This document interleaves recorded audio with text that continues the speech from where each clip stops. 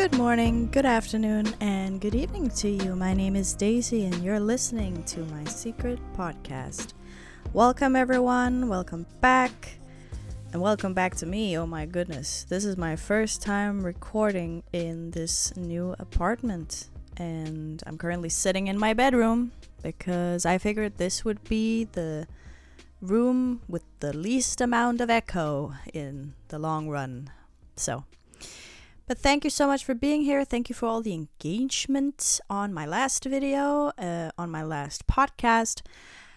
It's incredible to hear from so many people about last episode's topic. I was very surprised to see how much engagement I got on that video, honestly. Thank you so much for taking the time to interact with me and engage with me. It's amazing. It's honestly amazing. And I definitely feel like I got something out of that episode. And I hope you got something out of it too. It would seem like that was the case. It's very interesting to hear how similar people's experience with World of Warcraft is and your own experience with the game and stuff like that. That was really fun to see. But yeah, this is my first time recording in this new apartment. It's a little bit overwhelming. It's a little scary. But I feel like it's about time. We're due for a new episode, honestly. And it's about time I get back into talking about some hyperfixations I've had recently. This is what it's all about, I guess. So happy days to you, and let's get into it. Okay, I have been in a bit of a reading slump. I think that is very fair to say. For the past 12 months, I have barely been reading anything. And if I have been reading anything, it hasn't really been sparking too much joy. It hasn't really been tickling my fancy. It hasn't been getting me excited. It hasn't inspired me. I have been lacking a lot of inspiration, actually.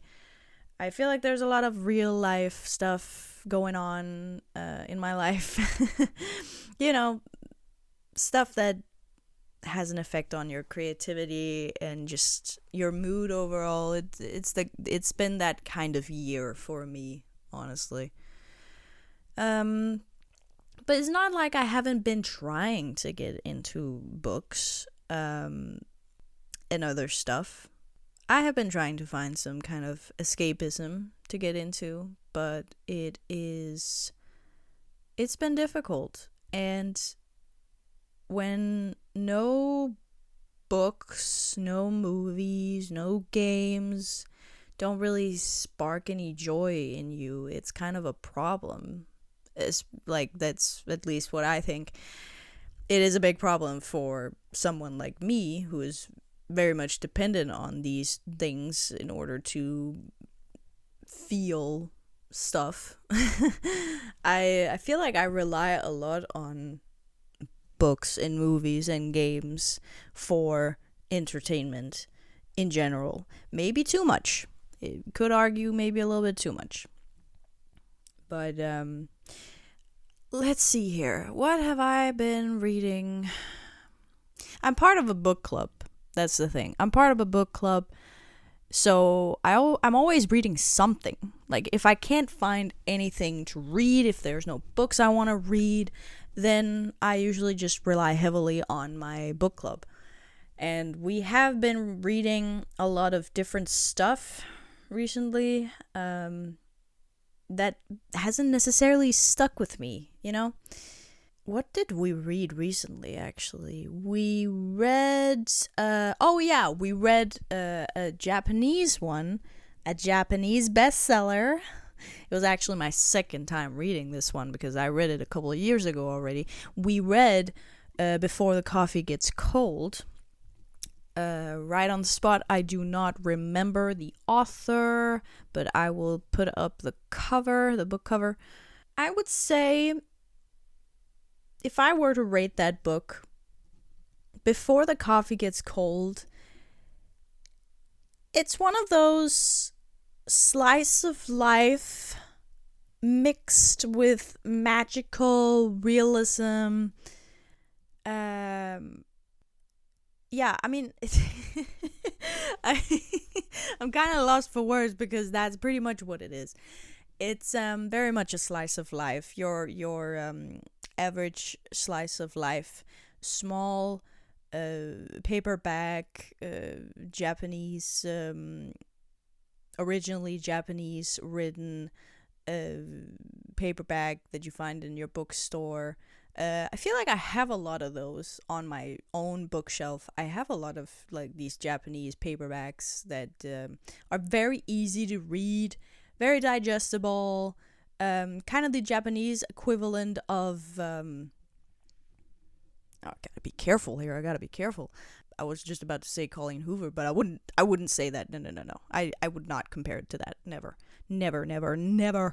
The thing is, I don't read romance. I don't read romance books. I don't read those bestseller romance novels that you find in Barnes and Nobles and wherever. I don't read no romance, so it's like I don't know what to compare it to. But I guess I would compare it to those young adult, very easy to digest, romance heavy, easy to read. You can read in a day if you're very illiterate. No, that's not the right word. If you're very fast at reading, you can read them in a day. That kind of thing. The kind of book that you bring on vacation with you because you think that you're gonna magically be bored on vacation, even though you have every single day planned out to perfection. You still bring like 3 books because you don't want to risk being bored. It's that kind of book. Now, I know it might sound like I'm ripping on Before the Coffee Gets Cold, but I'm not. I'm actually, I want to be clear about that. I don't have any problem in particular with Before the Coffee Gets Cold. The first time I read it, I think I did cry at the end. It wasn't like a big baby cry. It was emotional. I recognized it as an emotional story. If you don't know what it is, I'm going to try and keep it spoiler free, and that should be fine, because I don't actually remember too much of what's going on in that book. I remember bits and pieces, but I actually don't remember what like any characters are or anything. And I've read this book twice, by the way, twice. Anyway, it's essentially a format that is pretty common in these like slice of life short Japanese novels. Essentially you have one overall concept and then you have multiple smaller stories that all revolve around this concept. So the idea is that there is this cafe where you can order a coffee, you can sit down with a coffee, and then there are all these rules about like you can't get up from your seat or something, I think. I don't remember all the rules, but I do remember that it's essentially like a time travel kind of thing, but not really. You can go back to a specific day back in time in order to tell someone from your past, tell them something that you wish that you had told them in the past or something. It's essentially this existential question about, if you could go back in time and do something different or say something to a person in your past, what would it be? Who would you go back to, and what would you tell them? But yeah, I don't know if I should say this, but essentially, no, I'm gonna keep it spoiler free. So I'm not gonna tell too much about the story itself. But that's essentially what it's about. That's the whole concept of the story, of the stories. I think there's like 4 short stories in the first one. Again, the first time I read this book, I found it very interesting and impactful. It was like my first experience with these, contemporary paperback Japanese slice of life kind of things. Now I have a lot of other ones. Today I'm pretty sure I have one called Sweet Bean Paste. I have one called The Cat That Saved Books, and a few others that I don't remember. But currently I am trying to read one that I have actually been enjoying. I'm not obsessed with it, but I have been enjoying it. It's called We Will Prescribe You a Cat or something. I kind of feel like I want to dedicate an entire episode to that book, especially because I do feel like I want to go through that one and go through each of the small stories in that one, because it's essentially the same format of like this slice of life, magical realism. There's like a little bit of magic sprinkled in there, with very realistic people in the stories. But yeah, okay, so that is something we read in my book club before the coffee gets cold.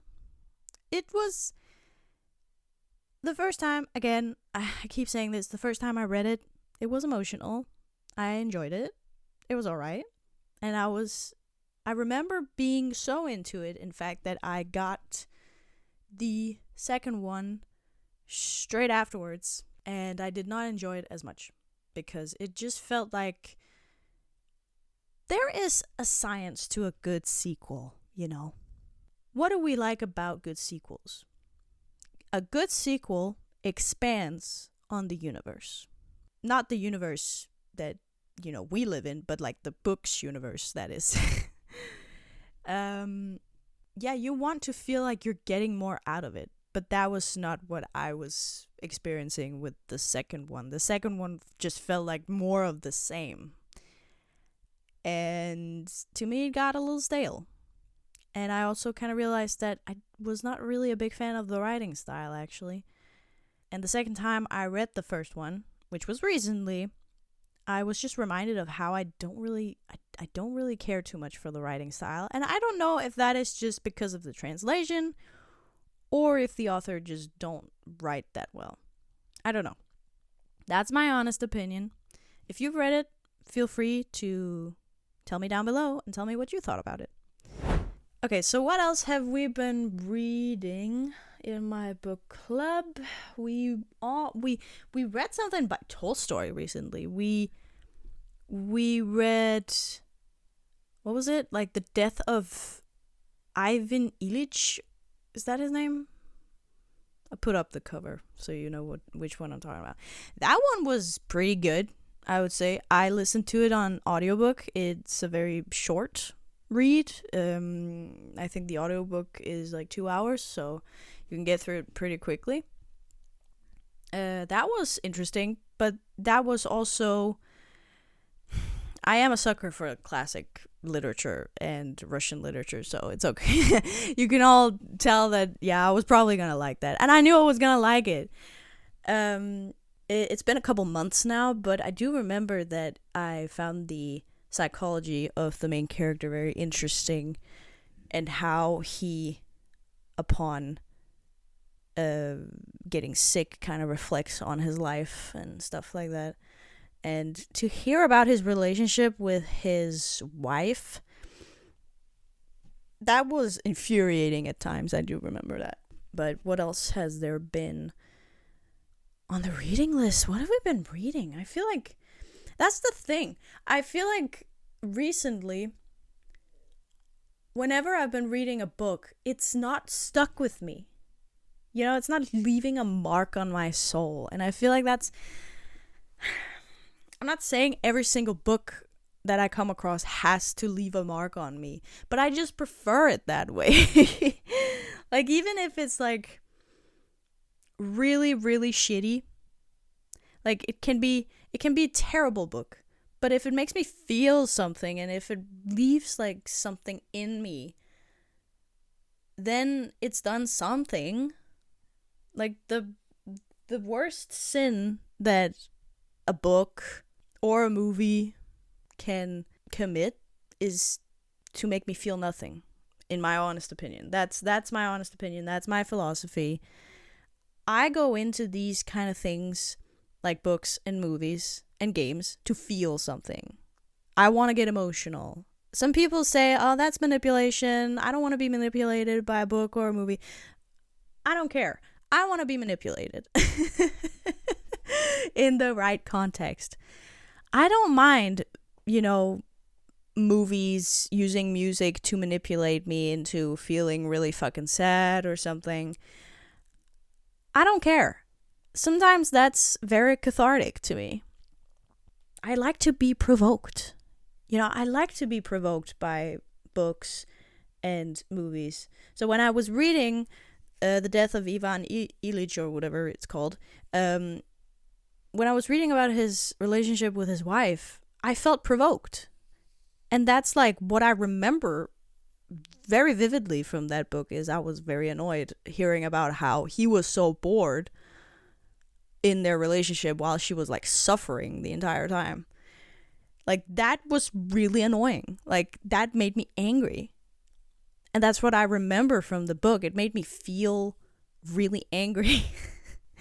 And I think there's something amazing about media, books, movies, whatever, that can actually make you so invested in something that isn't even real. But you're so invested in it that you still remember the feelings that you experienced months ago. Like, that's crazy to me. That's awesome. I love that. I love when people can make something that is so provoking that I can think about it after months. That's something.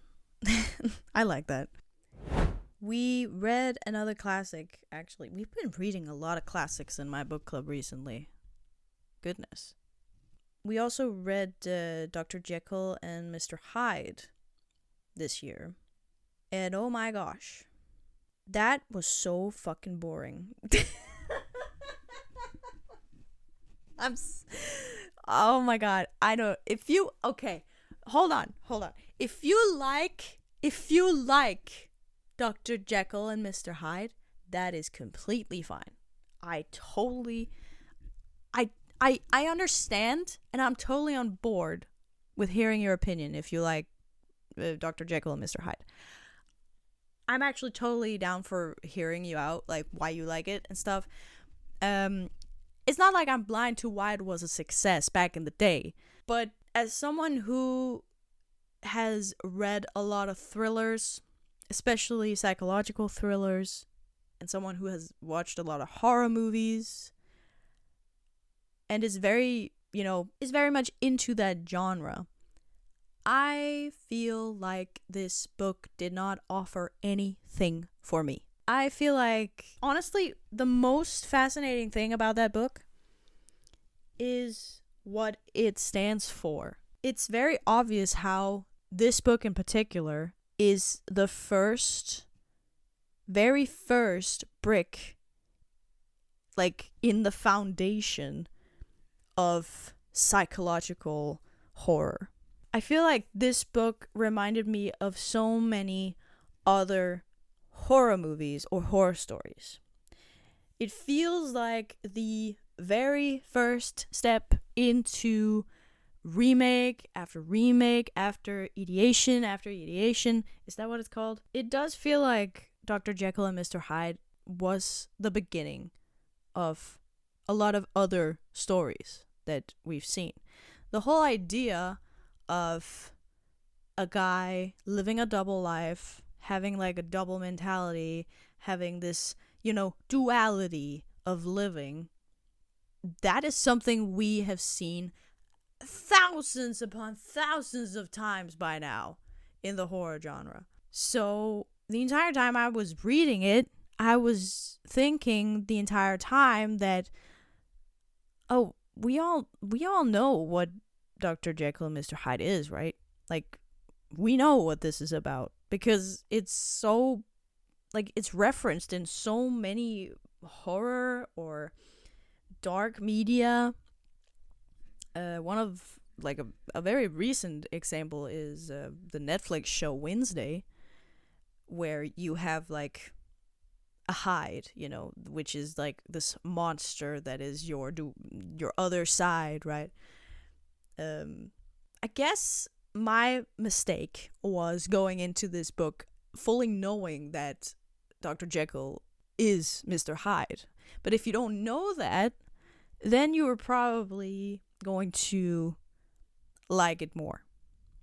But I'm just thinking, like, anyone who already knows the horror genre and has seen psychological thrillers, psychological horrors, how would they not know? Like, how are you going to enjoy this book? Because it's not like the writing was any good. Like, I didn't like the writing personally. I didn't.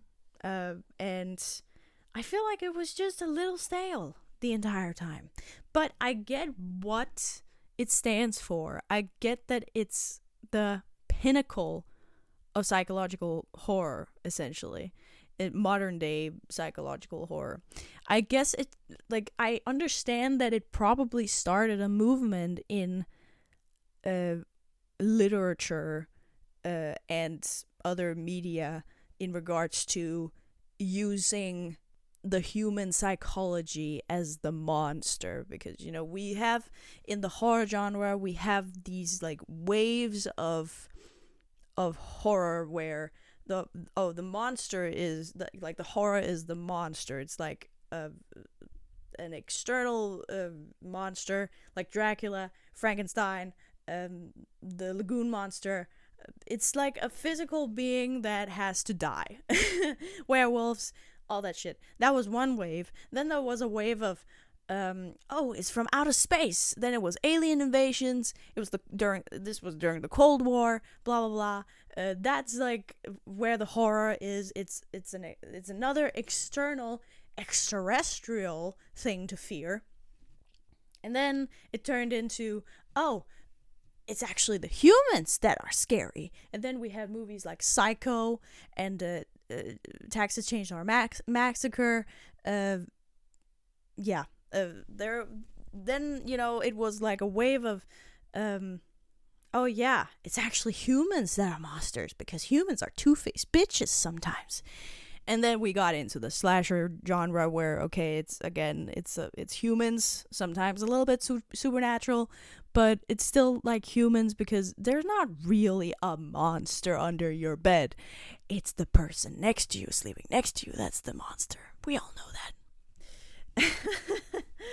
that. That was a whole tangent. I'm sorry. Anyway, I guess, should I rate these books? Nah, it's not that kind of review. I just wanted to talk about the books that we've been reading recently in my book club.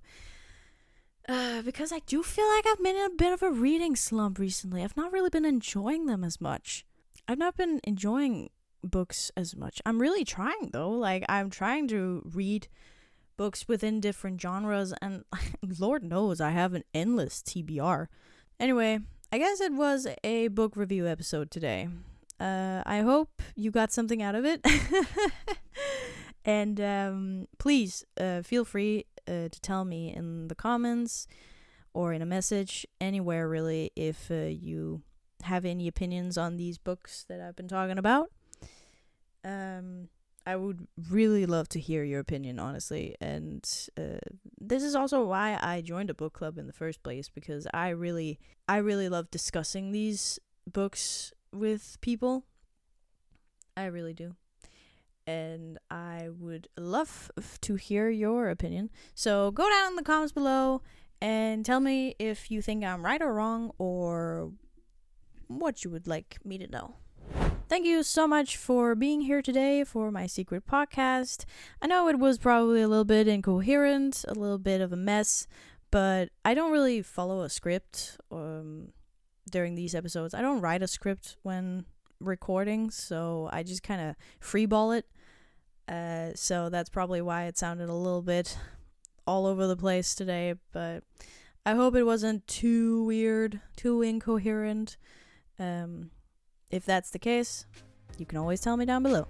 But anyway, thank you so much for listening. Have a good day. See you guys later. Bye.